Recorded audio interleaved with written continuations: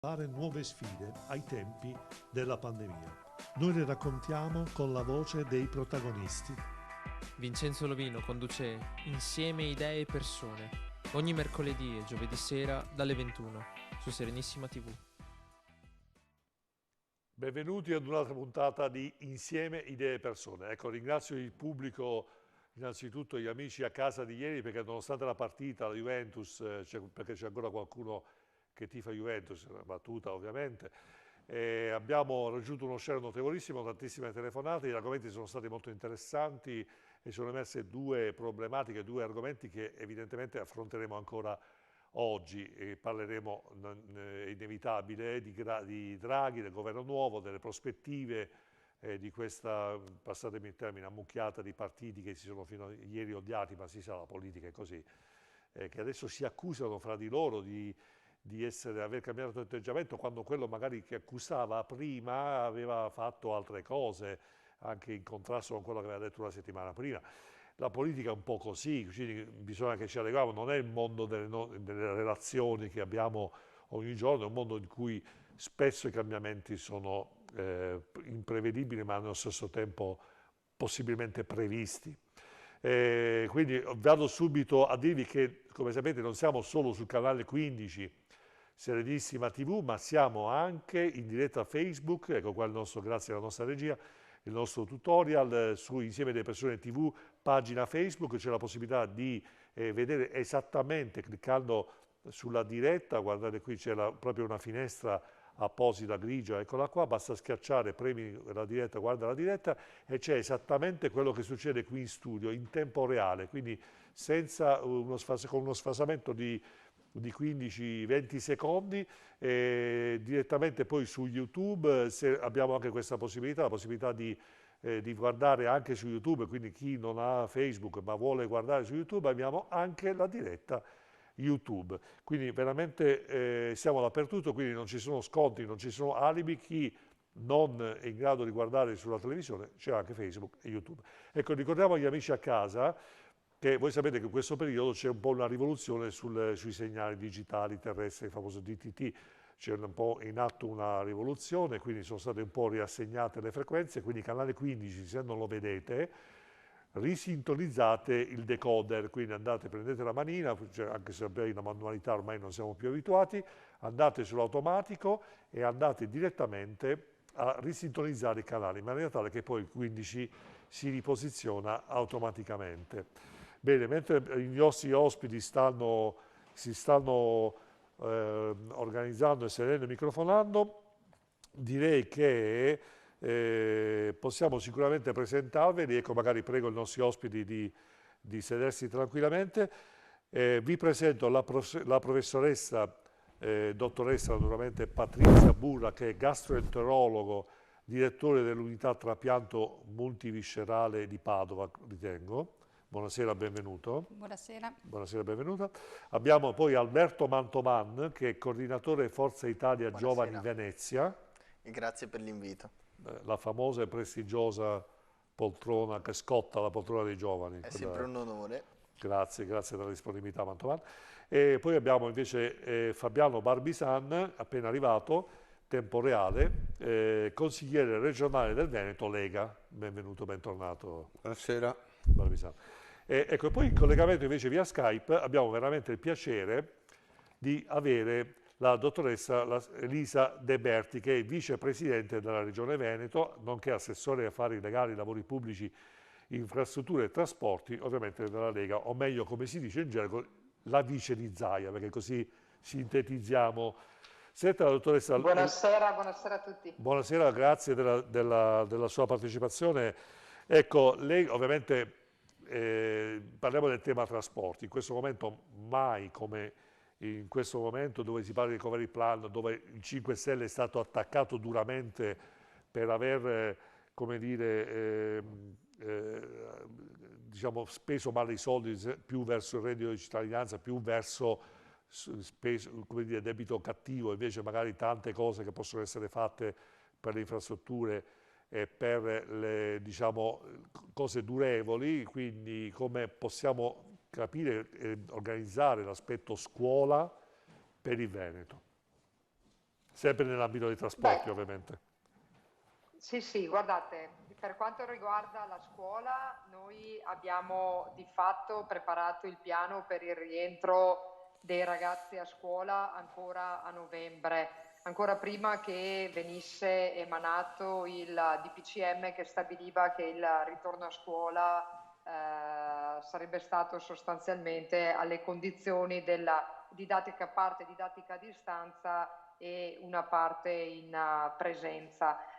Sicuramente il mondo dei trasporti è quello che in questo anno di pandemia ha patito sotto molte forme, non solo da un punto di vista di efficienza nel servizio, da un punto di vista di mancanza di ricavi, ma è stato anche oggetto di molte critiche, soprattutto a settembre, secondo me non meritandosele, perché è stato visto un po' come l'untore con la riapertura delle scuole. A novembre noi abbiamo lavorato a questo piano trasporti con le aziende di trasporto, con la dottoressa Palumbo che è il provveditore regionale del MIUR e abbiamo sostanzialmente previsto un forte potenziamento del servizio con l'assunzione da parte delle aziende di trasporto di oltre 200 stewards che servono sostanzialmente per aiutare gli studenti nelle fasi di incarrozzamento, ma anche per sensibilizzare tutti gli studenti che nelle fasi di attesa dei mezzi pubblici devono assolutamente mantenere la mascherina sul volto, ma anche mantenere le distanze. Non è stato facile preparare questo piano. Sapete che con il DPCM del 3 dicembre la competenza della gestione dei trasporti e quindi finalizzata alla riapertura delle scuole è stata data ai prefetti, più che altro il coordinamento del tavolo, diciamo che io l'ho fatto spontaneamente per un mese, poi il DPCM lo ha passato ai prefetti, i prefetti sono andati avanti in linea con il lavoro che abbiamo fatto noi. Dal 1° febbraio le scuole sono state riaperte e diciamo che in queste prime settimane i risultati sono assolutamente positivi. Ovviamente io non guardo il singolo caso o la singola difficoltà o criticità che ci sono in alcune linee del Veneto, ma guardo la situazione complessiva e devo dire che le aziende di trasporto il mondo della scuola hanno fatto davvero un grande lavoro. Un dialogo anche non scontato, perché il mondo della scuola e il mondo dei trasporti hanno sempre fatto molta fatica a dialogare, perché sono due mondi estremamente rigidi, tutti e due. Bene, bene.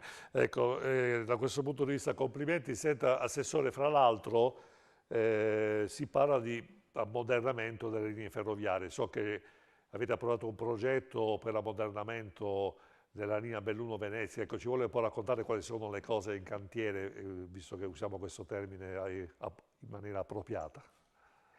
Ma guardi, io le faccio solo una battuta. Quando il presidente Zaia nel 2015, il 29 giugno del 2015, mi ha assegnato le deleghe, mi ha detto i trasporti in Veneto non funzionano, vedi di farli funzionare. Io ho raccolto la sfida che il presidente Zaia ancora 5 anni fa mi ha lanciato e ho iniziato a studiare, prima di tutto ad approfondire, a cercare di capire quali fossero i problemi, ascoltando il territorio e cercando ovviamente le soluzioni.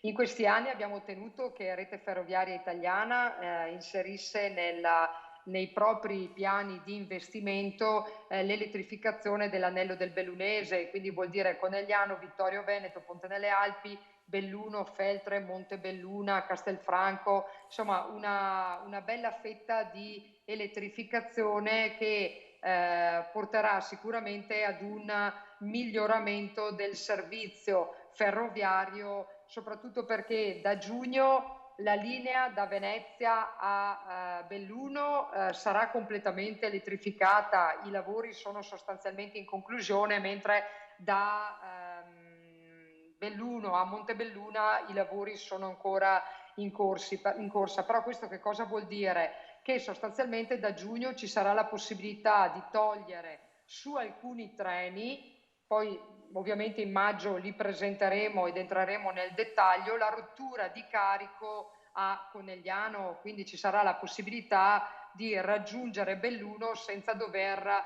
cambiare il treno. Questo quando i lavori saranno completati anche nell'altra parte verso Montebelluna, da Belluno a Montebelluna, sostanzialmente verrà ripristinato il diretto da Padova a Montebelluna, che con il cambio di orario del 2015 siamo stati costretti, per poter dare un'offerta di servizio che fosse almeno decente, ad inserire la rottura di carico a Montebelluna. Quindi una promessa che io ho fatto ai territori ancora nel 2015, la stiamo portando a compimento grazie anche al fatto che Rete Ferroviaria Italiana ha creduto in questo progetto. Quando le linee saranno elettrificate ci sarà la possibilità di mettere su quelle linee i treni nuovi. Nel 2018 abbiamo sottoscritto con Trenitalia un contratto che prevede sostanzialmente il rinnovo completo di tutto il materiale rotabile del Veneto, con la consegna di 78 nuovi treni, di cui circa 19 sono già stati consegnati. Quindi da un punto di vista di comfort, di puntualità e di efficienza del servizio, sicuramente sia sulla linea da Venezia a Belluno, ma anche da Padova a Belluno nei prossimi anni vedremo dei notevoli cambiamenti. Ecco, Diciamo bene. che avviciniamo la pianura alla montagna. Ecco, infatti volevo dire proprio una cosa del genere, cioè la montagna è sempre stata, diciamo, come dire, un po' trascurata, diciamo, non solo, non dico in Veneto, ma mediamente chi vive in montagna dice no, la logistica ci trascurate, venite solo in vacanza, eccetera. Invece questa mi sembra una maniera giusta anche di accorciare, se possibile, lo spazio e quindi, come ha detto lei giustamente. Guardi, le dico una cosa, io non giudico prima del mio arrivo, però credo che il bellunese dovrebbe essere grato al presidente Zaia, perché non vi dico, tra interventi sulla viabilità e interventi sul ferroviario, grazie ad eventi quali i Mondiali 2021 e le Olimpiadi 2026, quanti soldi sono stati stanziati solo per le infrastrutture e i trasporti nel bellunese, però è una cifra veramente da capogiro. Ecco, Arriviamo bene. quasi al miliardo, quindi Ecco, sì, quindi insomma i non sono bellunesi pochi. non si possono lamentare. Ecco, quindi visto che ha citato, Assessore, i mondiali del 2021 a Cortina, quindi avete allestito una situation room, ecco, come ci vuole un po' spiegare come, in collaborazione con, ovviamente con le reti infrastrutturali, quindi CAV, ANAS, Veneto Strade, ecco, ci vuole un po' Sì. spiegare come, perché ovviamente questo sicuramente è una domanda che tutti i cittadini saranno posti, come saranno arrivati gli atleti, con che garanzie, eccetera, eccetera. Ma allora, guardate, ovviamente questo progetto era stato ipotizzato nel caso in cui i mondiali fossero stati aperti al pubblico. Purtroppo non è stato così, però i mondiali si sono tenuti, insomma cerchiamo di guardare il bicchiere mezzo pieno. È avvenuto a Cortina in occasione di questi mondiali una collaborazione, si è costruita questa collaborazione tra 3 gestori di infrastrutture, quindi regionali, statali e una società autostradale, che non è mai successa prima in Italia. Una tale collaborazione non è mai stata fatta. È stata creata sostanzialmente questo sito, questa stanza dove è stata allestita con monitor e televisioni, dove i 3 enti, quindi CAV, Veneto Strade e ANAS, hanno sostanzialmente lavorato insieme per poter controllare, anche attraverso l'utilizzo di droni, la situazione della viabilità. C'è stata un'interazione con i parcheggi, cercare di gestire i flussi di traffico, che comunque ovviamente in questo periodo non sono stati eccessivi, sono stati contenuti, però le possibilità di poterli gestire, di poter agevolare il cittadino nel viaggio che avrebbe fatto. E diciamo che è stata pensata per i mondiali, ma per i mondiali è stata molto utile. Diciamo che avrebbe potuto essere sicuramente molto più utile se ci fossero stati i flussi di traffico che erano stati previsti, però vi dico già che lo stesso modello stiamo lavorando per replicarlo in altre parti del Veneto, dove potrebbe essere molto utile. Insomma, tre tre gestori o diversi gestori stradali che si mettono insieme per poter dare un servizio al cittadino e dare un aiuto, dove spesso e volentieri chi si muove la mattina nei momenti, negli orari di punta per andare al lavoro, sappiamo insomma che spesso e volentieri è un dramma riuscire a raggiungere, soprattutto per chi lavora in città, il posto di lavoro. E credo che avere dei pannelli informativi, poter dare all'utente delle informazioni utili per qual è il percorso migliore per poter arrivare al luogo di lavoro o alla destinazione, o poter sapere dove poter andare a parcheggiare, sono delle informazioni molto semplici ma che spesso e volentieri potrebbero essere molto utili. È stato un esperimento positivo, Bene, bene. con un software veramente efficace, ma lo replicheremo in altre parti del Veneto. Bene, bene. Senta, Assessore, devo fare una domanda. Lei ha parlato di quinquennio, cioè che 5 anni fa effettivamente il Presidente Zaia ha dato, come dire, il mandato metti a posto i trasporti. Ecco, però sono passati già 5 anni, ovviamente ci sono altri 4 anni e mezzo, perché poi dopo settembre, insomma, le elezioni regionali sono abbastanza recenti.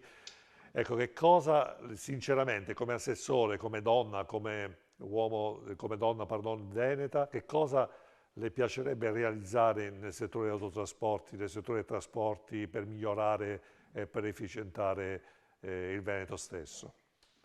Ma guardi, io gliela dico in una frase, cioè prima della pandemia il nostro obiettivo era quello di arrivare ad incrementare l'utilizzo del mezzo pubblico a sfavore dell'utilizzo del mezzo privato e a convincere più cittadini possibili ad avere fiducia nel trasporto pubblico, incrementando il servizio, rendendolo più efficiente, più efficace e più affidabile.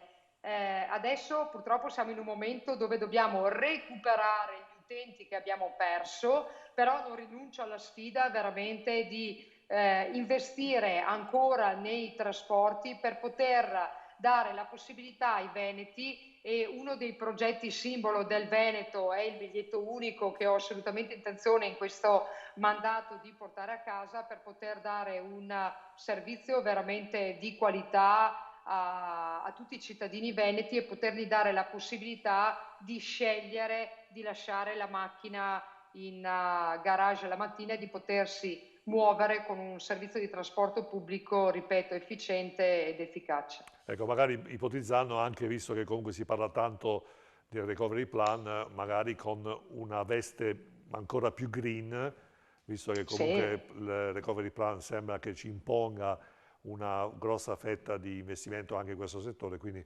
magari a maggior ragione un cittadino può essere maggiormente motivato a consumare meno idrocarburi, quindi a inquinare di meno. Giusto? Guardi, le dico solo una cosa, che con il Recovery Plan non verranno finanziate strade, la viabilità non è oggetto degli obiettivi dell'Europa, ma verranno investiti molti soldi sul ferroviario e anche sulle ciclabili. Bene, bene. Bene, Assessore, io la ringrazio, so che lei è piena di impegni, il momento è molto particolare, veramente la ringrazio di cuore della sua Grazie a disponibilità voi. e dell'opportunità appunto che abbiamo dato ai nostri amici a casa, ai nostri telespettatori, di avere notizie così anche interessanti che ci riguardano da vicino in maniera così diretta. Grazie ancora e buon lavoro, Assessore. Grazie a voi, Grazie. buona serata, arrivederci. Grazie, arrivederci, arrivederci. Bene, direi che possiamo lanciare la pubblicità e rimanete con noi.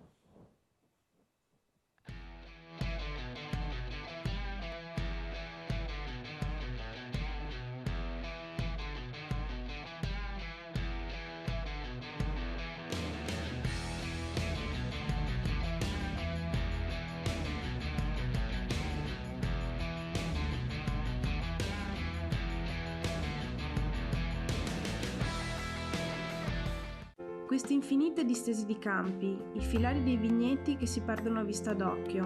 Non c'è da stupirsi che mio nonno ne sia rimasto affascinato 60 anni fa.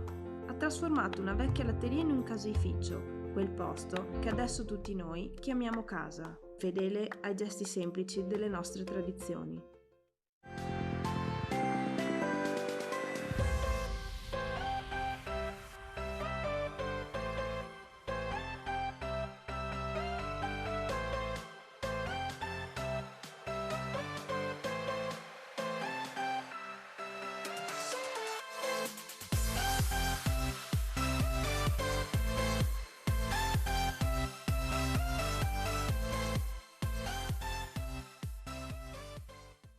Rolex, Omega, IWC, Cartier, Audemars Piguet. Radime, da oltre 10 anni, esperienza e passione, è al servizio di chi vuole acquistare un orologio di prestigio con la massima garanzia e serietà. Ma ricorda, se vuoi vendere il tuo orologio di prestigio, Radime te lo acquista alla massima valutazione. Radime, Viale Nino Bixio 31, Treviso.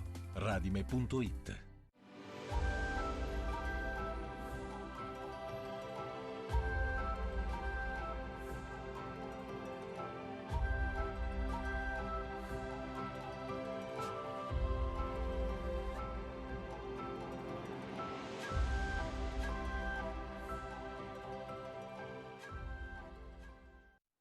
Bene, di nuovo in diretta 21-29, naturalmente dobbiamo ringraziare diciamo, svelarvi chi siamo, Insieme delle Persone TV è semplicemente un canale social, abbiamo pensato, come dire, questa cosa diversa di dare informazione, non solo TV ma anche social, quindi YouTube, Facebook, dove andiamo a far convogliare tutte le nostre produzioni, quindi informazione, il piccolo spazio che mi sono dedicato, lo sapete, ogni 5 minuti, 4 minuti, 6 minuti in cui posso dire liberamente la mia, mi svesto, diciamo, del ruolo di conduttore e ovviamente il nostro pezzo forte è il nostro talk show che facciamo mercoledì e giovedì in diretta sul canale 15 sul Veneto e tutto il resto d'Italia e del mondo, YouTube e ovviamente Facebook. Grazie Insieme delle Persone TV.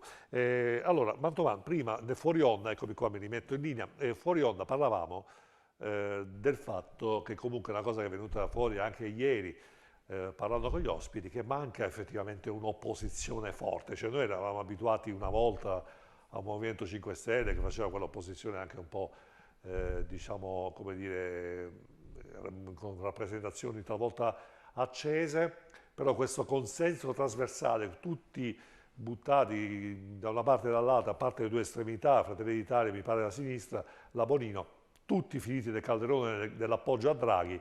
Però cioè, tocca fare a me l'opposizione, come funziona, cosa dobbiamo fare qua per criticare eventualmente le cose che non vanno? Beh, come dicevo prima, probabilmente un'opposizione ci sarà, ma ci sarà attraverso la discussione, il dialogo all'interno del governo. È vero, ci sono tutti, ma perché la situazione richiedeva tali misure, richiedeva che ci fossero la maggioranza delle forze politiche, cioè quelle più responsabili. Poi responsabilità in questi termini significa avere a cuore il destino del proprio paese per una figura autorevole come è quella di Draghi, che sicuramente può mettere d'accordo delle forze politiche che noi ne siamo assolutamente consapevoli, sono assolutamente diverse sotto tutti i punti di vista. E noi però possiamo veramente riuscire a fare un gran lavoro come governo unito, governo di unità nazionale, composto sia da tecnici che da politici, perché questo è quello che richiede il Paese in questo momento. Quindi non ci sarà un'opposizione forte come nei precedenti governi, ma probabilmente ci sarà un governo migliore rispetto ai precedenti, diciamo. E questo potrebbe essere sicuramente positivo. Poi opposizione ci sarà, come abbiamo anche visto, all'interno del governo attraverso la discussione tra i vari esponenti del governo, discussione ovviamente costruttiva e sui temi. Ecco, bene. Ecco, la dottoressa, penso, insomma, poche volte in televisione, la dottoressa Patrizia Burra, ecco, io l'ho invitata, la dottoressa, perché poi ovviamente il tema politico poi lo affronteremo anche dopo, perché lei l'11 febbraio, in occasione della giornata del'11 febbraio istituita l'Assemblea Generale delle Nazioni Unite, che ha l'obiettivo di ricordare, leggo perché altrimenti poi non vorrei essere impreciso, di ricordare il ruolo femminile in ambito scientifico, lei ha deciso di mandare una lettera a Draghi assieme ad altre 15 persone autorevoli del suo settore.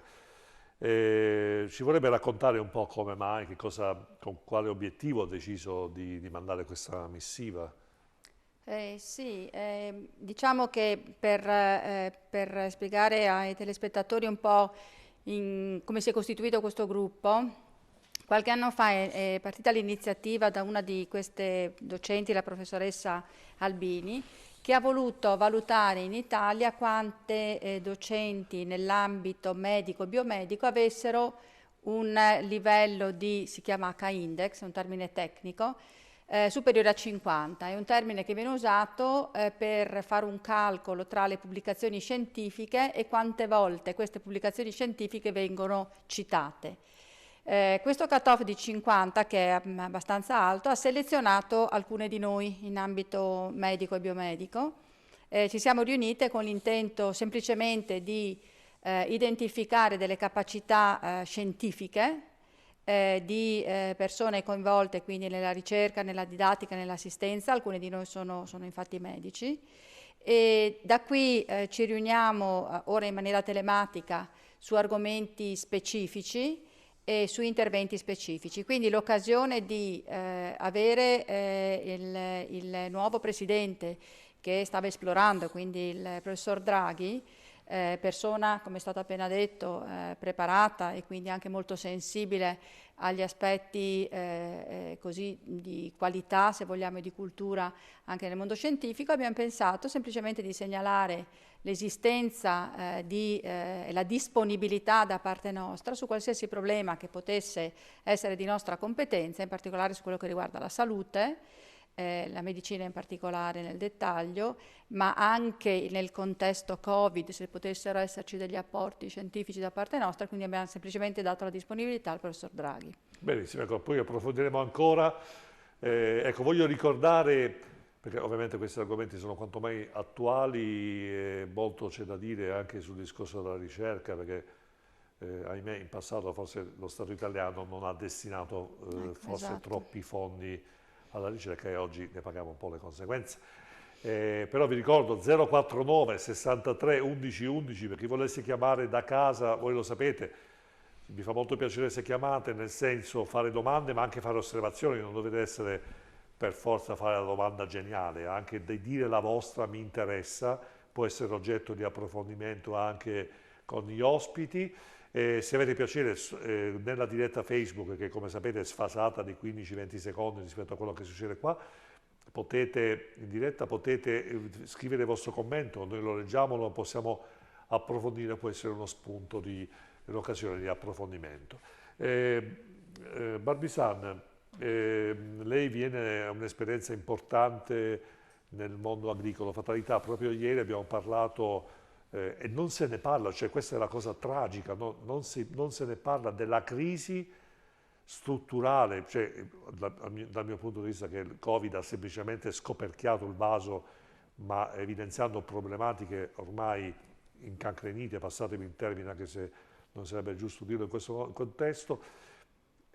Agricoltura fortemente in crisi, non se ne parla. Un Ministero dell'Agricoltura, evidentemente un Ministro dell'Agricoltura debole anche nei confronti dell'Europa. Paghiamo da anni uno scotto importante e le conseguenze ovviamente si riversano esclusivamente sulla categoria. Quale soluzione? Cioè, come mai non se ne parla? Cioè, i media non ne parlano, cioè, ai media evidentemente interessa il bollettino, 300 morti, 11.455,5, permettetemi la virgola, malati, però non si parla dei problemi del paese, non si parla dell'agricoltura in crisi. È uno scandalo. Barbisan. Ma probabilmente, raccolgo la sua battuta, direttore, probabilmente l'agricoltura, gli agricoltori, i produttori non fanno notizia più di tanto. Probabilmente sono in pochi e magari il settore non crea una base di voti. Sto ragionando così, veduta. Una cosa è certa, che nell'ambito della carne bovina, noi siamo fermi a 40 anni fa quei prezzi. Cioè i 3,5 milioni del bovino intero vivo che valeva nei primi anni 80, oggi vale 1.700 euro, mentre tutti vediamo che la bistecca, la fettina al supermercato si è trasformata in euro. E così come la carne, anche la frutta, anche il latte. Ecco, quindi cosa dire? Dire prima di tutto questa Unione Europea che ha unito la moneta, io lo vado a ripetere, non ha unito la politica, cioè un ettaro di mais che si produce nei paesi dell'est, gli ultimi entrati, ha un costo di metà sulla produzione rispetto a un ettaro di mais nostro. Quindi è da tenere presente che l'unione politica vuol dire stipendi uguali, vuol dire costo dei carburanti uguali, costo dei macchinari uguali, almeno, e andiamo avanti. La burocrazia legata all'agricoltura, noi siamo condannati da una burocrazia calata dall'Europa ma recepita dall'Italia e lo Stato la propone così come l'ha recepita, dove ci va a creare una burocrazia immensa dove noi dobbiamo attrezzarci di uffici, dobbiamo attrezzarci di consulenti, sono tutti costi. Cioè, faccio un esempio per capirci, la concimazione con i liquami, che è una concimazione biologica vera e propria utilizzata in maniera appropriata, da noi c'è un blocco temporale a calendario, 15 novembre, 15 febbraio, indipendentemente dalle condizioni atmosferiche. Bene, dal 15 febbraio in poi si può, in Italia, in Veneto, si può andare a spargere. E se piove? E se le cisterne e le vasche sono già piene?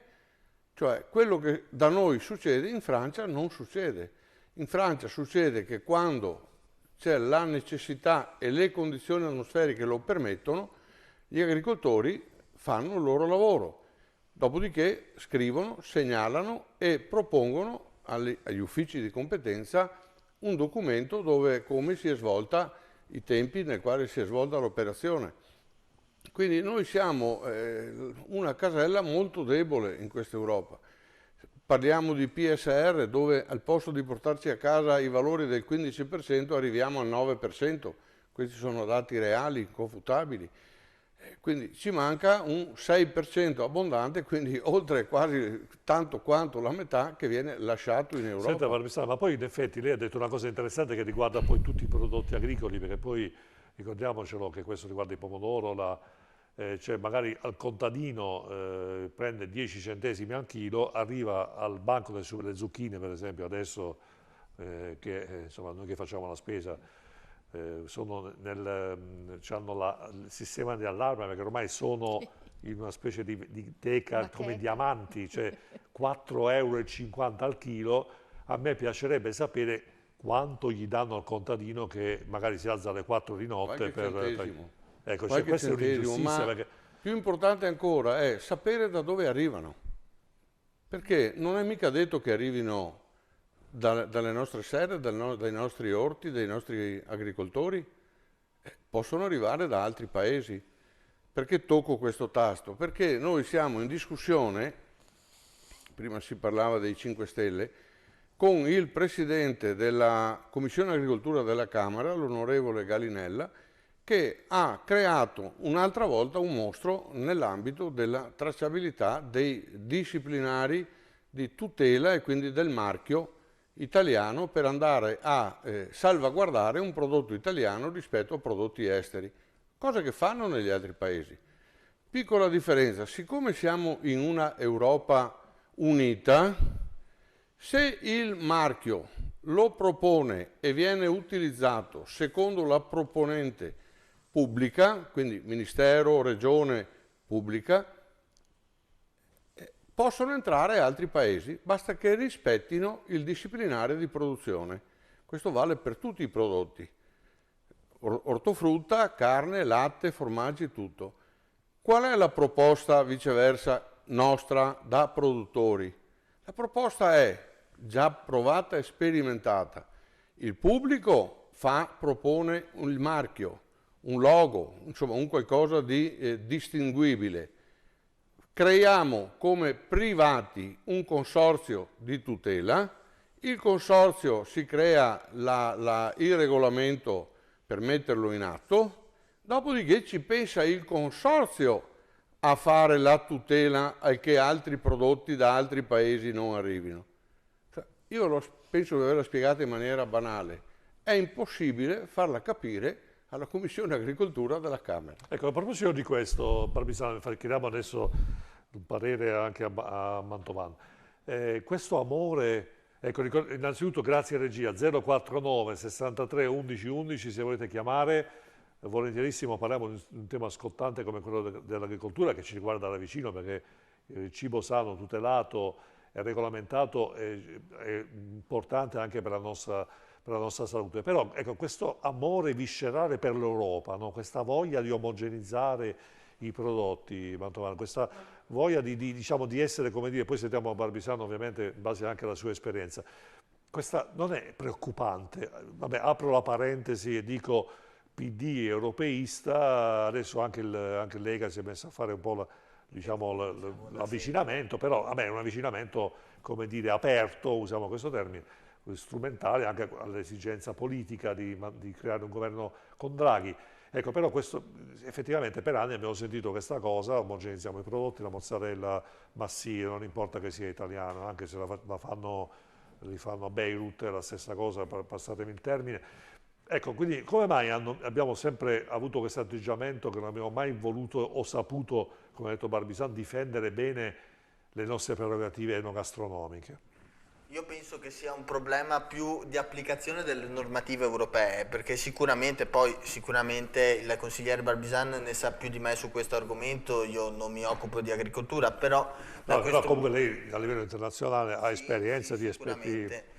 Però da questo punto di vista l'Europa è una risorsa fondamentale, non è perfetta e questo ne siamo consapevoli, totalmente, però l'Europa ci permette di fare delle azioni che non saremmo in grado di fare da soli. L'esportazione anche dei nostri prodotti al di fuori dell'Europa avviene attraverso meccanismi europei che possono tutelare anche il prodotto italiano, attraverso anche delle normative europee specifiche. L'Europa quindi in realtà è essenziale anche per il mercato unico, quindi per la gestione dei prodotti che provengono dall'Italia e per la gestione dei prodotti che vengono esportati fuori dall'Europa. L'Europa non è perfetta, lo sappiamo, però è fondamentale per evitare delle profonde recessioni nei vari settori, come può essere il settore alimentare. Quindi da questo punto di vista sicuramente bisogna cambiare, bisogna migliorare, e questo sicuramente passa attraverso una maggiore legislazione nel Parlamento europeo, che deve avere secondo me il potere legislativo, perché attualmente non ce l'ha, non ha l'iniziativa legislativa, e attraverso questo metodo bisogna sicuramente migliorare e uniformare di più ai territori quelle che sono le normative europee, perché a volte ci sono delle effettive lacune, però l'Europa è la migliore alternativa, forse l'unica alternativa che abbiamo per essere forti e contare nel mondo, sia in termini economici che in termini politici. Ecco, però Barbisano, effettivamente fino all'altro ieri allora, il sovranismo... Parlo da imprenditore, ci credo all'Europa, perché il concetto molto banale è solo uno: vogliamo evitare le guerre, servono gli Stati Uniti, non i dazi doganali. Certo. Servono che gli Stati siano uniti. Cioè, quando è nato il MEC, i primi 6 paesi, che è stato Churchill a volerlo con naturalmente i nuovi governanti che si stavano mettendo in asse su paesi, Italia e Germania, vinti e distrutti, e altri paesi occupati, Francia, Belgio, Lussemburgo e Olanda. Cioè è stato creato un sistema per evitiamo le barriere doganali e quindi cerchiamo di riparare i danni della guerra. Così è stato fatto e così si allarga. Quindi io ci credo nell'Europa, ma ci credo però al patto che le regole europee siano uguali, cioè una cosa che non tocca l'agricoltura, una laurea in medicina fatta a Varsavia, fatta a Sofia, fatta a Bucarest o a Budapest, vale tanto quanto, è considerata tanto quanto una laurea fatta a Padova? Punto di domanda. Un sistema sanitario per un cittadino europeo che si muove nell'Europa viene curato, viene salvaguardato, tutelato un italiano come da noi, o un tedesco, un germanico, un polacco che viene in Italia e in Polonia è la stessa cosa? Solo qualche esempio. Parliamo quindi della scuola, parliamo di un altro fatto. Non può esistere un'Unione Europea con 24 lingue ufficiali. Volente o nolente, basta cambiare il tono di voce, accenti o non accenti nell'esposizione che noi facciamo e la traduzione è diversa e quindi è uguale anche per gli altri. Quindi dopo 20 anni, a mio avviso, è giusto e opportuno, è tardi che si mettono a ragionare di quello che io sto così in maniera molto, ritengo, semplice esponendo. Non è una questione di partito, è una questione da imprenditore. È molto comodo, io ce l'ho girata dappertutto l'Europa e giravo quei vari portafogli con le varie monete. E questo era una cosa che non era opportuna, no? Non era opportuna per quei cambi, valori. Ma non è possibile che ci sia un sistema di tassazione profondamente diverso. La Bulgaria è passata dal 16 al 10% di tasse e noi siamo qua che ci arroghiamo ancora col nostro 70%. Non è possibile, perché non è una cattiveria se gli imprenditori italiani vanno a delocalizzare. Però Barbisan, effettivamente la seconda cosa che ha detto il PD, mi ricordo Repubblica Online, un titolone, adesso insomma, Salvini ha cambiato idea sull'Europa e in effetti da un sovranismo abbastanza spinto, che comunque è stato l'emotivo della Lega, ad un'apertura verso l'Europa. Cioè, abbiamo l'occasione di spieghiamola bene. Io vorrei fare un inciso. Se io devo, con quello che ho già detto, lanciare una provocazione politica, leghista, dico da domani fuori dall'Europa, per quello che ho detto. Dopodiché è chiaro che con il meccanismo europeo ci andiamo a far male ad uscire. È chiaro, però dobbiamo tenere presente anche un'altra cosa, la debolezza dell'Europa. Perché dopo fatto l'euro, ancora ad oggi la moneta di riferimento mondiale è il dollaro e non è l'euro, non è lo yen, lo yuan, non è il rublo? Chi è che controlla quanti yuan vanno a stampare i nostri amici cinesi? Chi è che va a capire quanti rubli ha nel portafoglio il presidente Putin? Ci capiamo? Cioè il dollaro è carta moneta, come era partita una volta nel dopoguerra, la carta moneta era garantita dalla riserva aurea. Bene, oggi chi è che garantisce la riserva aurea? Uno è la corona inglese, cioè il tesoro della corona non è la corona che mette in testa la regina d'Inghilterra, è la riserva aurea che va a garantire la sterlina. E Fort Knox è la riserva aurea che garantisce il dollaro. La Banca d'Italia aveva, spero ce l'abbia ancora, ma qua non si capisce più se l'oro italiano è ancora in Italia o se è andato distribuito, io spero ci sia ancora, cioè, la lira che tutti portavamo in tasca era una carta, pezzo di carta, di valore per carità, fatta bene, carta particolare, ma era garantita dall'oro. Quindi l'Europa sì, deve esserci, ma come provocazione dico, magari uscirne subito se l'Europa non si mette a posto.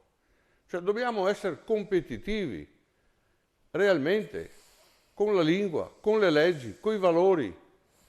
Il valore, per esempio, della religione, proprio ieri mi pare era nel giornale, in un quotidiano, la squadra di sci iraniana viene a sciare i mondiali senza l'allenatrice. Perché? Perché il marito della signora che allena la squadra di sci iraniana non ha permesso alla moglie di venire in Italia a seguire la squadra della quale lei è il capo, è l'allenatrice. Allora, dove volete che andiamo con questo sistema? Quindi quando io dico serve una politica vera di unione, cioè, cari amici islamici, dovete rendervi conto che il mondo è cambiato. Mettetevi il vostro scialle, cioè, nessuno va a perseguitare chi si mette il scialle o chi si mette la tunica. Ma il problema è rendere uguali o quantomeno simili, perché domani l'altro abbiamo i ragazzini e ragazzine vanno a scuola, imparano l'italiano o gli insegniamo l'arabo a casa nostra. O è meglio che tutti impariamo l'italiano e l'inglese per avvicinarci. Io sto dicendo una grande bestemmia perché gli amici tedeschi e francesi, soprattutto francesi, non vogliono sentir parlare di inglesi, tant'è che cambiano anche i vocaboli, cioè il computer lo chiamano ordinateur, cambiano proprio i vocaboli. Allora, vogliamo far sì che ci sia un'Europa vera, concreta, unita? Però Fabiano, guardi, che una cosa vera è che comunque noi a livello europeo, insomma, si capisce da tutta una serie, fra virgolette, di negoziati un po' deboli che vengono fatti, non è che contiamo questo granché, cioè, nel senso, insomma, si sa, ecco, questa cosa qua. L'Italia anche a livello europeo, il Parlamento europeo, insomma facciamo fatica proprio a... A mio avviso c'è un po' un errore che non... Allora, l'Italia, io copio Montanelli quando diceva gli italiani avranno un ottimo avvenire di fortuna e dimostreranno quello che sanno fare, mentre l'Italia andrà sempre peggio. Ecco, a me spiace ricordare questa battuta, però dobbiamo osservare una cosa. Se parliamo di religione ebraica, noi abbiamo, per fare degli esempi, che un ebreo è sempre, come si dice, geloso, orgoglioso di essere ebreo. Israele è la sua patria e Israele quindi non si tocca. L'italiano che va in Russia l'anno dopo è diventato russo. Bene, detto questo, in Italia cosa abbiamo? Gli italiani. Questi italiani sono consapevoli, gelosi di questo paese dove c'è il 70% del patrimonio culturale mondiale. È l'unico paese al mondo che vive, come si dice, un clima temperato grazie al fatto che è una penisola su un mare temperato. È l'unico paese al mondo, la pianura padana, dove produciamo il doppio rispetto a tanti paesi, ma sicuramente il 30% in più di prodotti cerealicoli rispetto ai paesi migliori. Cioè, se gli altri producono 100, noi facciamo 130. È l'unico paese al mondo dove noi abbiamo pensato, inventato e messo in pratica il sistema di allevamento degli animali col sistema protetto, dove è tutto sotto controllo quello che si mangiano gli animali e quindi quello che andiamo a mangiare noi, dentro le stalle. Acqua di abbeverata, mangiare, tutto controllato, controllabile. Bene, cosa succede negli altri paesi? Faccio solo un esempio per essere molto chiaro. Perché in Africa c'è la cultura per mangiare del cosiddetto del pentolone? Cioè mettono dentro e bollono, fanno bollire i loro prodotti, la carne, le loro vacche, alla fine, le mucche, no? Beh, perché? È chiaro il perché. Vivono allo stato brado, sono piene carne interiore all'interno di parassiti, l'unico sistema per pulirla è bollirla per ore. Tutto quello che da noi viceversa si mangia alla tartare, si mangia il carpaccio, si mangia il bisteccone al sangue.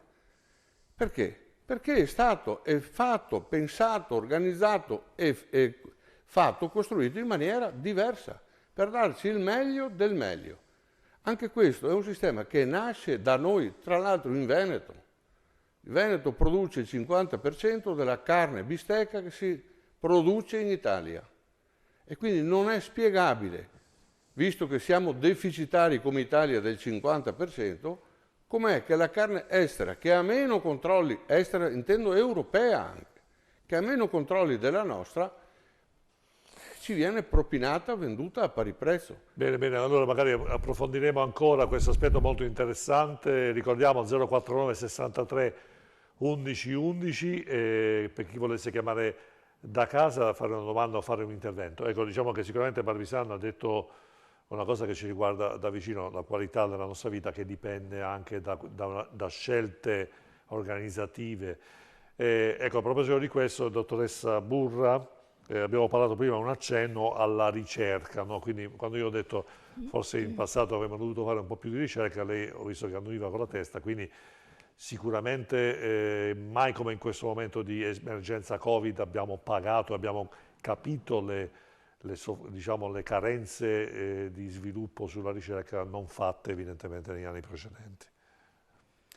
Sì, mi trovo d'accordo perché in tutti i sistemi in cui l'evento inatteso, cataclismatico come è stato questo, pone in rilievo tutto quello che poteva avere dei problemi ovviamente prima, quindi non soltanto nell'ambito nostro della ricerca o della sanità, l'abbiamo visto in diversi contesti, quindi non entro nel merito di quello che è anche stato detto, molti aspetti sono veramente trasferibili poi nel nostro contesto, nell'ambito della sanità.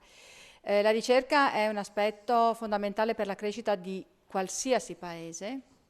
È per questo che anche sul riferimento al gruppo di ricercatrici di cui lei parlava prima, noi veramente insistiamo, perché l'obiettivo è quello di portare, di trasmettere a quelli più giovani lo stesso spirito. Non andiamo da nessuna parte se un paese non cresce in questo modo e non dà dimostrazione con la ricerca di tutto quello che è il valore. Quindi, giustamente come dice lei, in un contesto di epidemia come quello di adesso, in cui sentiamo interventi di decine e decine e decine di persone, mi dica lei se il cittadino normale adesso, soprattutto un anno dopo, perché il 21 di febbraio festeggeremo purtroppo il primo caso di Covid, come si sente il cittadino oggi anche di fronte a questa, proprio all'informazione, alla conoscenza. Quindi mai come nelle situazioni di emergenza ci rendiamo conto di quello che non abbiamo fatto. Il problema è un problema economico, un problema di investimento, e i paesi che destinano parte del PIL in maniera diversa alla ricerca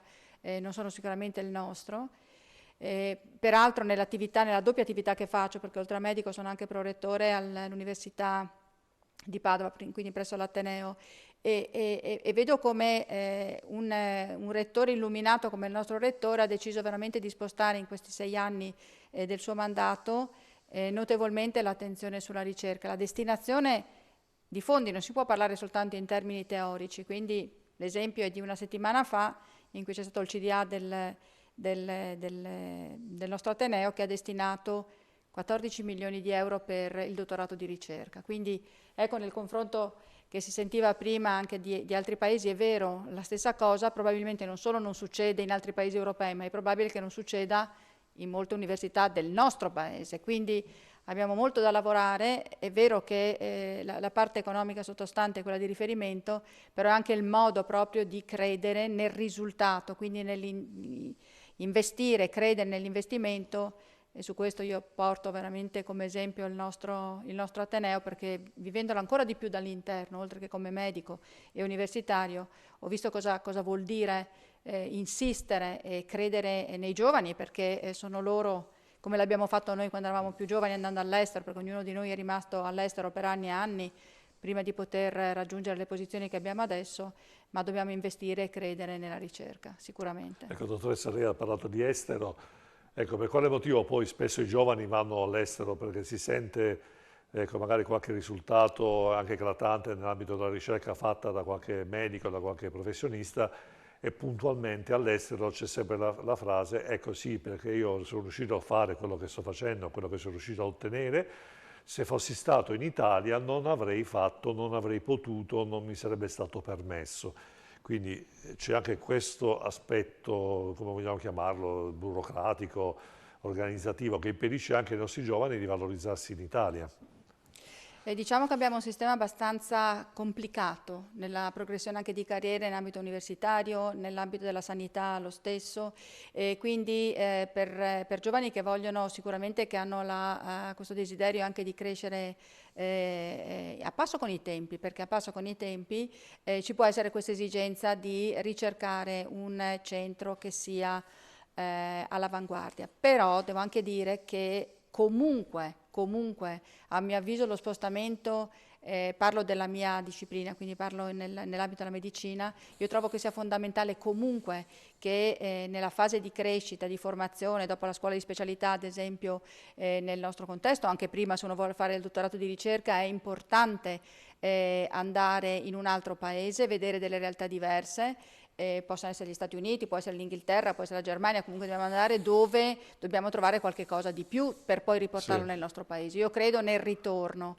Si parlava anni fa, si ricorda, dei cervelli in fuga, certo. Un po' è stato, adesso si sente parlare un pochino meno, a parte che adesso non si può scappare da nessuna parte, insomma, ma a parte questo, forse un po' si è ridimensionato, però che noi, cioè i medici, debbano andare a vedere in centri diversi, le realtà diverse, assolutamente sì. Ecco. E poi non ultimo le lingue, perché se io parlo, se potessi parlare 5 lingue, penso che sì, specialmente avrei una libertà di...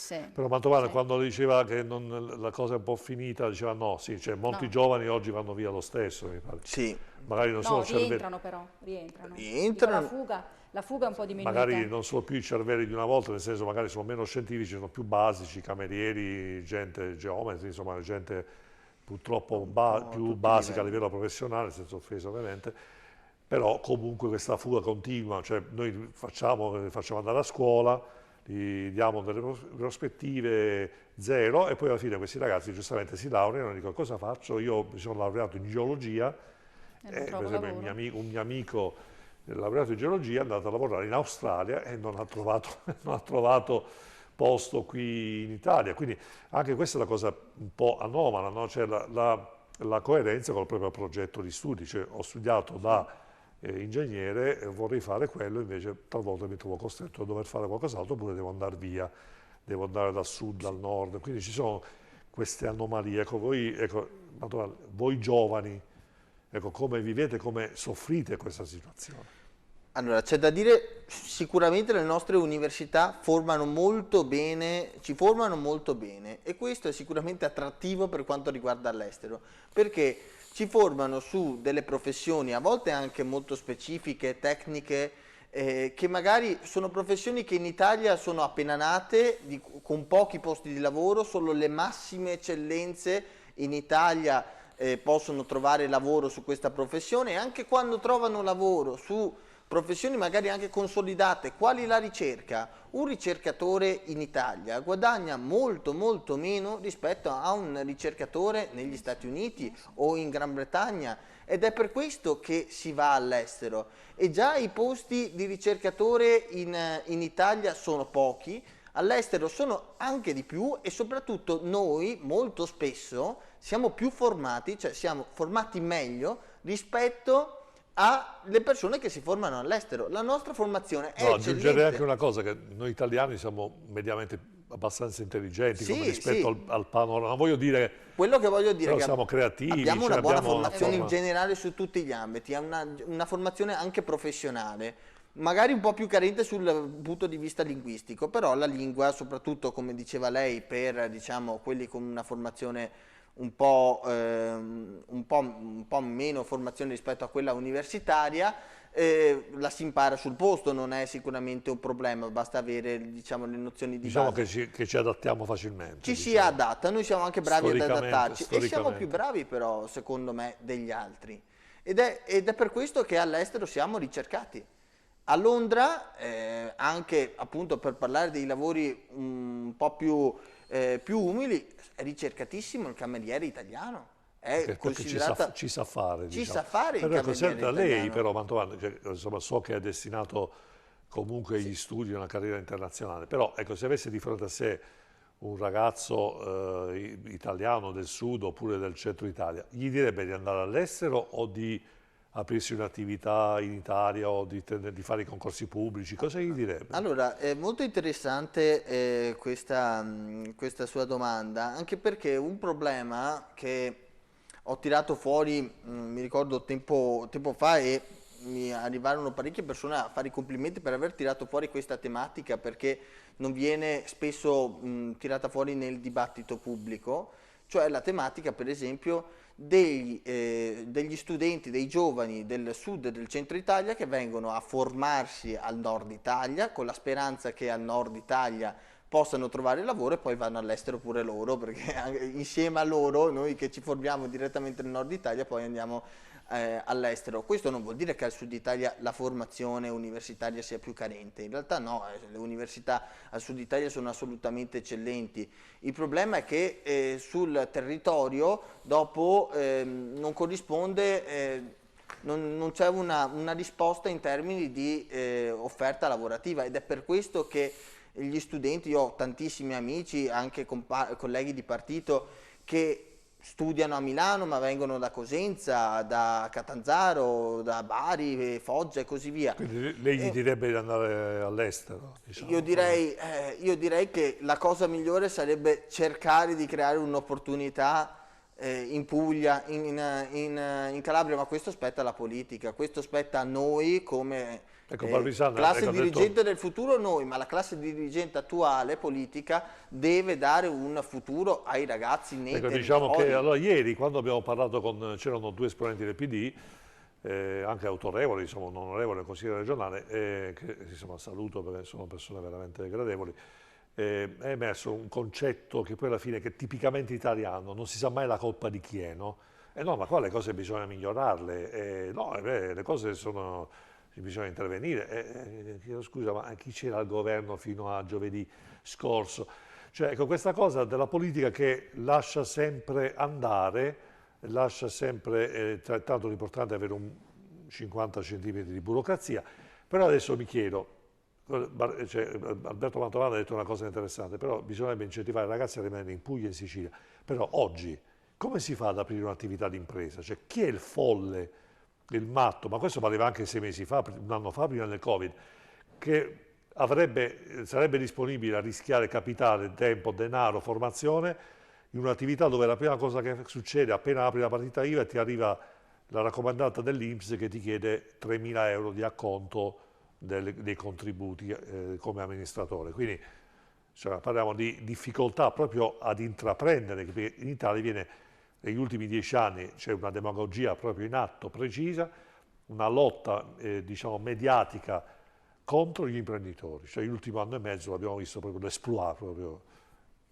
Gli imprenditori sono tutti classificati dei ladri, lo dimostra il sistema legislativo del contante limitato, della fattura elettronica, di un fatto che però non hanno capito. Quando si importa dall'estero, basterebbe che, dunque dall'estero si importano le merci senza IVA, naturalmente ci sono anche gli imbroglioni, no, ce ne sono parecchi, che non vanno a versare l'IVA. Basterebbe che, io lo vado a dire e ripetere da anni, che all'atto del pagamento della fattura fosse previsto anche il modulo, se su quell'importo di fattura in banca lasci anche il valore corrispondente all'IVA, punto, basta, fine. E la frode IVA sarebbe risolta, ma io penso che il problema sia più profondo, perché dobbiamo anche qua copiare dai tedeschi e capire cosa avevano in testa i nostri padri costituenti quando hanno fatto la Costituzione, quando hanno messo l'articolo 5 sulle autonomie delle regioni. E poi sono state costituite le regioni a partire dal 1970. Allora, l'Italia si stanno facendo da 80 anni i tentativi di unione dell'Italia. Sono falliti. Cioè, dobbiamo tenere presente, ma non è per fare il razzista, il leghista, l'anti-unione italiana, europea. Dobbiamo tenere presente della realtà italiana. L'Italia è divisa tra un nord che è la locomotiva del paese. Il nord è la locomotiva del paese. Abbiamo un centro volto ai prodotti tipici, mi viene in mente la Toscana, l'Umbria stessa, le Marche, prodotti tipici, abbiamo un sud che oltre che i prodotti tipici può offrire di tutto e di più per quanto concerne il turismo. Allora, nella storia dell'Italia abbiamo il sud dove c'erano gli spagnoli, abbiamo il centro dove era il regno della Chiesa, abbiamo il nord diviso tra austro-ungarici e sabaudi. Allora, proviamo a pensare quali sono le differenze tra queste quattro anime e lasciamogli a ognuno il suo governo. Io sono convinto che l'Italia diventerebbe realmente un grande paese e mi rinnego quindi quello che ho detto prima, perché a questo punto l'italiano diventerebbe geloso della sua patria. Sì, non per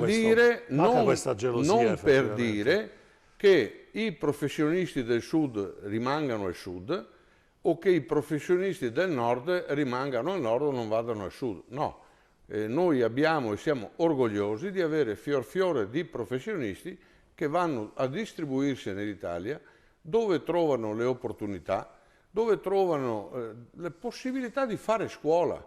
Mi viene in mente il professor Pagano dalla Sicilia, da Messina, che ha fatto la scuola di urologia a Padova e tanti altri. Quindi noi non dobbiamo essere lamentosi su questo, dobbiamo però la politica, perché la politica deve tenere presente questa situazione.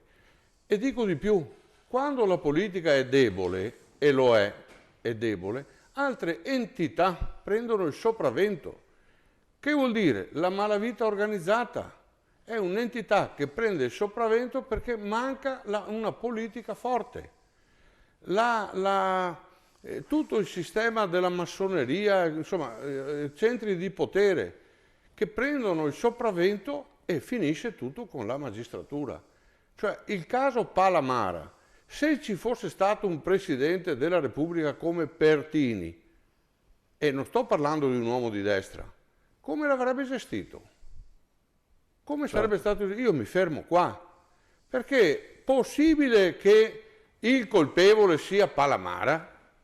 Cioè, possibile che radiato sia dal suo lavoro, dall'attività, sia Palamara? Per carità, un lazzarone, sì, ma dobbiamo andare a mettere a posto quello che è successo, perché altrimenti ci troviamo come il caso del medico sui giornali sempre di ieri, che dopo 12 anni è stato discolpato.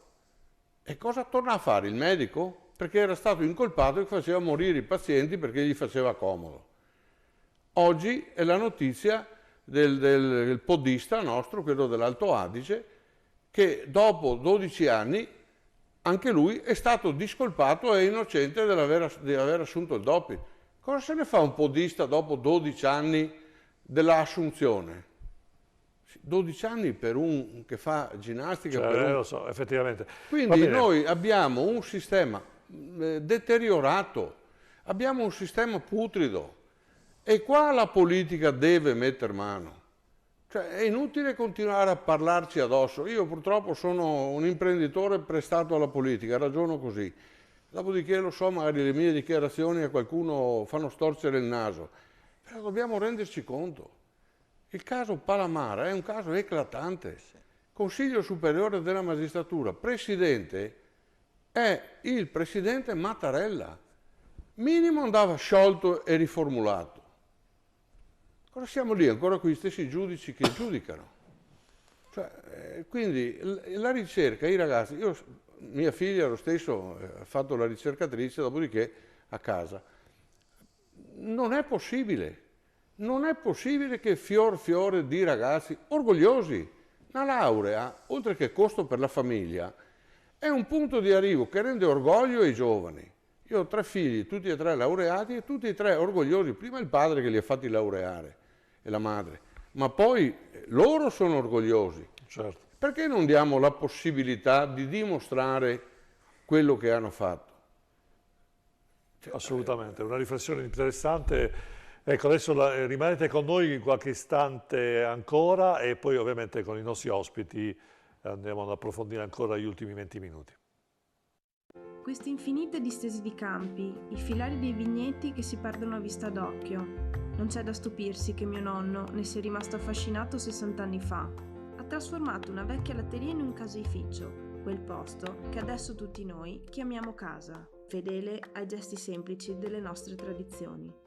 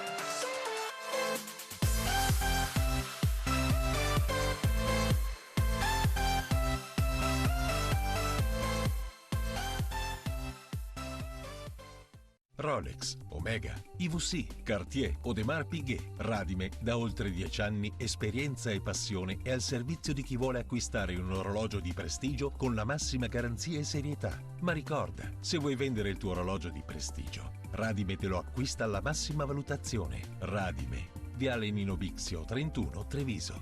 Radime.it. Eccoci nuovi in diretta, ringraziamo insieme le persone TV, il nuovo modo di concepire che abbiamo pensato di dare informazione, di fare informazione con la nostra testata Il Sestante News, quotidiano online dove ovviamente mettiamo in evidenza gli argomenti locali e oltretutto ovviamente l'opinione, lo spazio che mi concedo, reportage esterni, gli interventi degli ospiti delle puntate del talk show, ovviamente il nostro pezzo forte, il talk show che facciamo il mercoledì e giovedì sul canale 15, in contemporanea su YouTube e anche su Facebook. Bene, insieme e le persone TV mettete mi piace perché magari così ci potete seguire tutto quello che facciamo.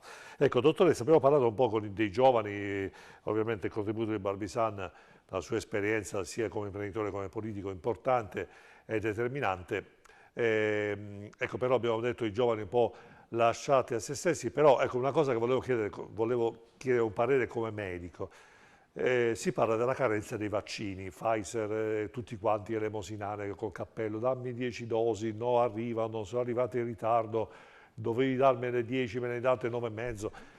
Ma non c'era, cioè noi abbiamo delle aziende farmaceutiche italiane importantissime, ma per quale motivo la ricerca del profitto deve far morire le persone, cioè i proprietari delle multinazionali se ne fregano, non danno una licenza alle aziende italiane di produrre i vaccini in maniera tale che noi potremmo avere in una settimana 100 milioni di dosi e invece dobbiamo elemosinare dalla Pfizer e dalla AstraZeneca e nonostante abbiamo comunque della capacità produttiva a livello di aziende farmaceutiche italiane famose insomma nel mondo.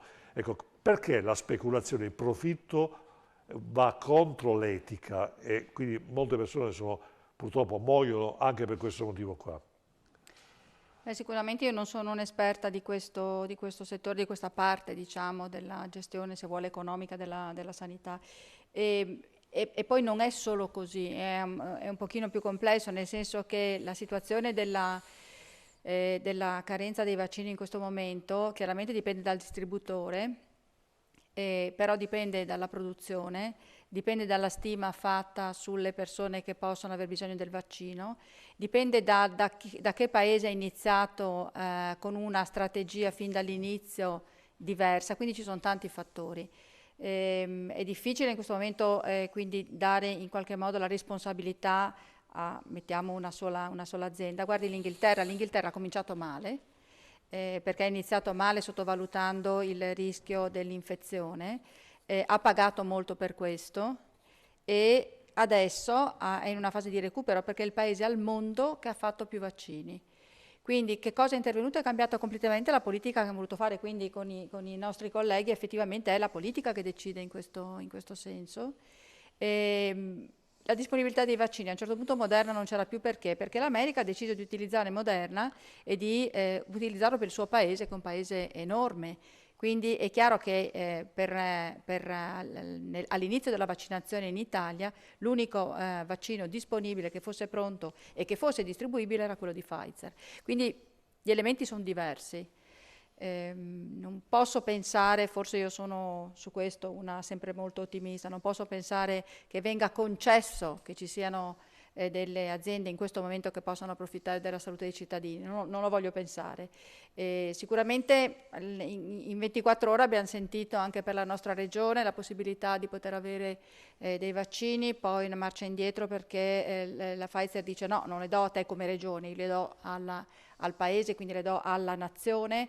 La paura e quindi è intervenuto in maniera estremamente precisa, come nel suo carattere, il nostro nuovo direttore generale della sanità, che è il dottor Flor, che dice ogni vaccino che arriva viene catalogato, viene controllato, quindi abbiamo una sicurezza in Veneto in questo senso. Parentesi, il Veneto sicuramente è la regione che ha fatto meglio in assoluto, questo lo dico a voi politici, come modo di affrontare il Covid in Italia.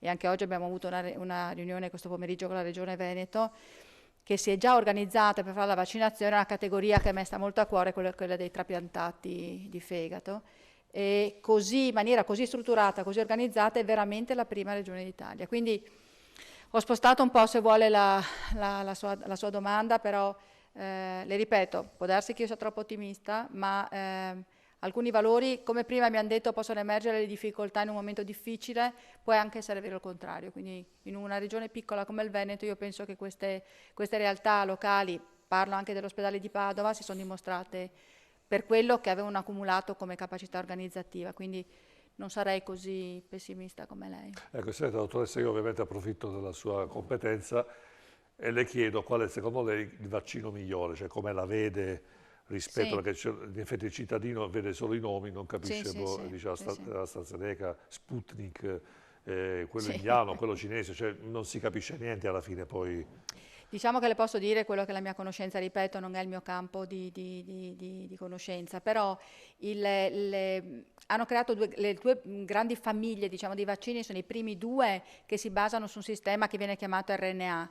E quindi con l'mRNA sono sia la Pfizer che la Moderna. Poi ci sono degli altri vaccini, però sempre simili concettualmente, ma questo devono essere gli esperti a spiegarlo, che comunque si basano su un trasportatore, su un adenovirus, e su questo ci rientra AstraZeneca. Poi adesso avremo i prossimi, che sono la Johnson & Johnson, penso che sia abbastanza avanti, e la Sanofi, abbastanza in uno stadio avanzato. Quindi dipende da come diciamo, utilizza la possibilità di stimolare il sistema immunitario senza che questo porti chiaramente il virus. Quindi ecco, questo concettualmente, i primi due erano i più all'avanguardia, sono quelli che hanno iniziato prima, sono quelli che sono riusciti a rispettare i tempi, stanno facendo per l'Ebola ad esempio, cioè quanti anni che abbiamo l'Ebola non sono ancora riusciti.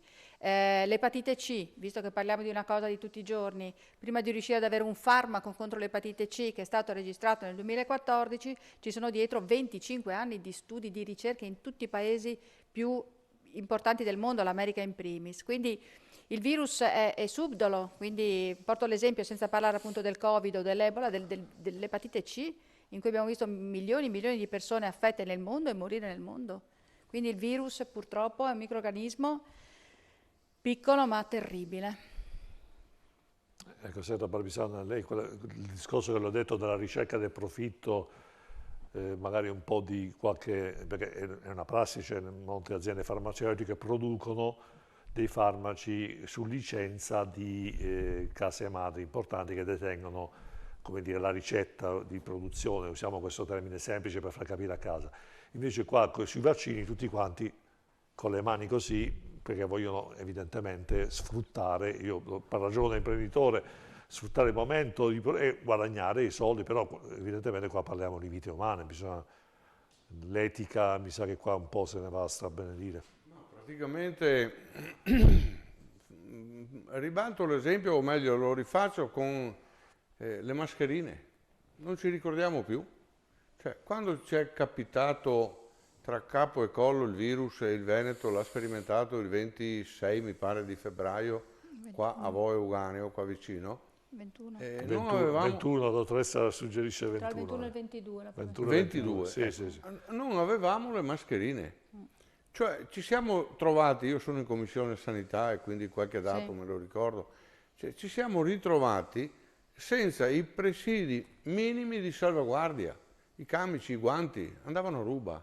Cioè, avevamo i medici che operavano negli ospedali, erano attivi, gli infermieri, tutta la gente che serve per far funzionare un ospedale, che giravano con qualcosa messo attorno alla bocca. Dopodiché a marzo si sveglia l'Italia, Conte, Arcuri, si svegliano e iniziano, quindi un mese dopo, iniziano a pensare alle mascherine. Fine marzo hanno iniziato ad arrivarci. Adesso viene fuori che le mascherine erano taroccate, erano mascherine non idonee e quindi a rischio della vita dei nostri medici, della gente che da una parte dicevano bravi se non ci foste via di là, tutto vero, condivisibile in pieno, dall'altra parte li facevano morire perché non c'erano le mascherine. Dopodiché le siringhe. Anche qua le siringhe mancavano, quelle che sono state comprate costano 3 volte, 4 volte, 5 volte di più di quello che è il mercato. E qua è sempre il nostro fenomeno, il Ministero della Salute, Arcuri, Conte, cioè il governo che abbiamo appena lasciato. Dopodiché dobbiamo ricordare, perché andiamo avanti su questa filiera, su questa linea. Cioè, i banchi con le rotelle, la mancanza di mezzi per portare a scuola i ragazzi.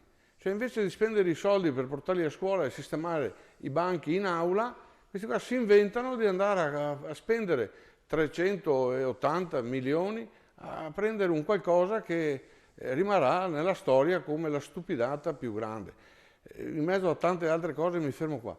Con queste nefandezze, con queste cose vergognose, possiamo pensare che l'organizzazione di acquisto, di divisione dei vaccini sia stata fatta in maniera equa, giusta? Cioè, questo è il danno, il fatto.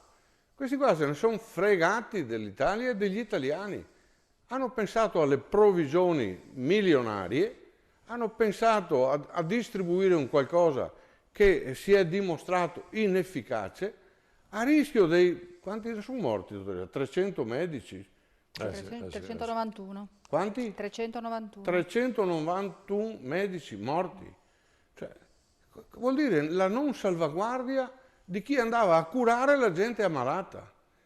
E adesso, parlavo prima un attimo fa con la dottoressa, io al vaccino ci credo, perché abbiamo i dati, 70% dei casi, chi è vaccinato, insomma, da 100 siamo passati a 30, quindi 70 casi non ci sono più di infezione. È chiaro che non è con la trasformazione dei virus, io non sono medico, non sono ricercatore, parlo ancora da imprenditore prestato alla politica. È chiaro che il vaccino non va a coprire il tutto al 100%. Bon, ma allora possiamo pensare anche a un protocollo di cura, che non è un protocollo unico, perché in base alle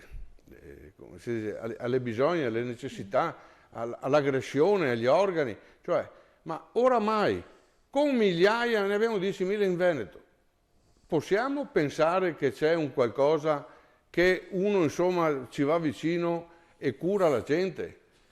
Quelli che hanno la disgrazia dopo aver preso il vaccino di essere ancora in qualche modo aggrediti, o quelli che non l'hanno ancora fatto, che ne abbiamo ancora dei parecchi casi che vengono aggrediti. Perché questo è il dramma, perché poi parliamo dell'economia, la domanda che mi faceva prima, come fa un imprenditore a mettersi oggi? Uno deve essere, o è matto, rischia quello che non ha, rischia la casa perché se la va a ipotecare, dopodiché bisogna capire in che settore si mette. Perché io l'ho posta la domanda anche all'interno del nostro gruppo. I ristoranti che sono attrezzati e che lavorano per pranzo, perché non possono lavorare alla sera?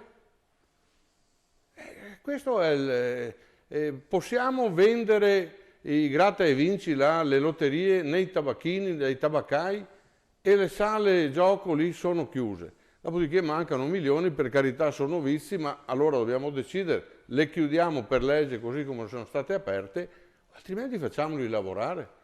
Perché non è possibile, stiamo vivendo un incubo imprenditoriale che non ha un filo conduttore e anche qua manca la politica e quindi ci saranno delle entità, ci saranno delle authority che si andranno a creare per andare a cambiare, a sopperire la mancanza della politica. E non saranno cose giuste, non saranno cose eque, perché possono fare quello che vogliono, ma la disparità nel sociale, cioè il ricco, ricco, ricco e il povero, povero, povero, si accentua sempre di più con questo modo di fare. Non riusciamo a equilibrarlo, perché ci serve la pace sociale, serve la pace tra il popolo, serve trovare la necessità trovare quello di cui necessita la gente, avere la possibilità di socializzare i giovani. Siamo tutti criminali. Io stesso devo stare attento, più di 4 non ci possiamo trovare, non posso andarmi al ristorante a trovarmi con 6 persone perché siamo fuori legge. No, no, se c'è un distanziamento, se ci sono le norme rispettate, uno si può trovare. Il ragionamento è complesso. Ecco, l'ultima domanda che volevo fare alla dottoressa Burra, ecco, in questo momento lei è un riferimento nazionale ovviamente per il trapianto di fegato, quindi come state affrontando queste attività comunque molto molto specifica in un contesto evidentemente sanitario sui generis? Diciamo che il sistema in generale in Italia ha funzionato bene, direi, tanto che rispetto a dei nostri colleghi ad altri paesi europei che hanno deciso a un certo punto la Spagna, che sarebbe la migliore d'Europa per l'attività di trapianto perché hanno molti donatori, hanno proprio chiuso l'attività. Noi non l'abbiamo fatto e ancora una volta ritorniamo al discorso della scienza, quindi le conoscenze hanno fatto sì che noi fossimo fiduciosi perché paradossalmente i pazienti che fanno il trapianto hanno una terapia per bloccare il rigetto. Questa terapia blocca un po' tutto il sistema immunitario e guarda caso probabilmente un po' di contenimento c'è stato anche per questo. Quindi il virus quando scatena il Covid, una cascata di infiammazione, di sostanze che si chiamano citochine, che però nel trapiantato sono un po' bloccate, quindi è più a rischio di ammalarsi, cioè di diventare positivo, ma muore meno di altri pazienti, ad esempio gli anziani, i cardiopatici, gli obesi, i diabetici. Quindi il sistema ha retto, diciamo. Bene, bene. Allora direi che possiamo salutarci perché ovviamente siamo arrivati alla fine della trasmissione. Come sapete la nostra trasmissione è sempre stata molto attenta a quello che fanno i governanti, perché l'opposizione, come mi piace dire, piace farla a me.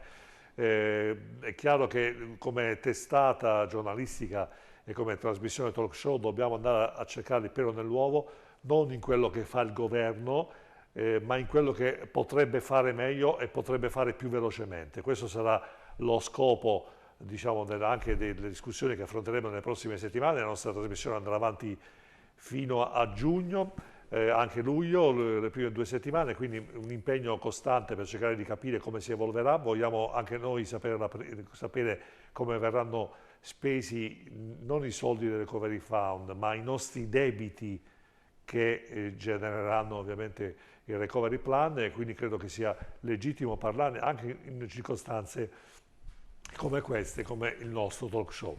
Ecco, ringrazio allora la professoressa dottoressa Patrizia Burra, gastroenterologo, direttore unità trapianto multiviscerale dell'Università di Padova, prorettore dell'Università di Padova, della veramente bellissima presentazione.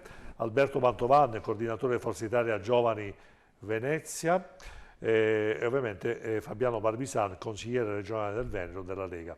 E poi ovviamente un grazie sincero all'assessore Elisa De Berti, che è vicepresidente della Regione Veneto, quindi vice di Zaia come si dice in gergo, assessore affari legali, lavori pubblici, infrastrutture e trasporti. Ringrazio anche i nostri amici a casa. Ecco, vi ricordo sempre, come sapete, la possibilità di chiamare, la possibilità di guardare la diretta Facebook e anche la diretta YouTube, perché chi non avesse la possibilità di guardare la televisione, vi invito anche a sintonizzare il canale 15, perché in questo momento, in questi giorni qua, c'è stata una ristrutturazione delle frequenze. Non mi resta che dirvi, ci vediamo la prossima settimana, sempre con nuovi ospiti e nuovi argomenti da affrontare. Alla prossima!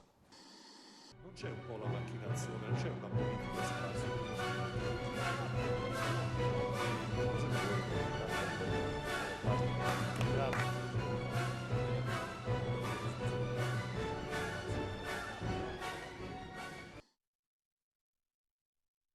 Il Veneto, terra di meraviglie, cultura e grandi uomini, è pronto ad affrontare nuove sfide ai tempi della pandemia.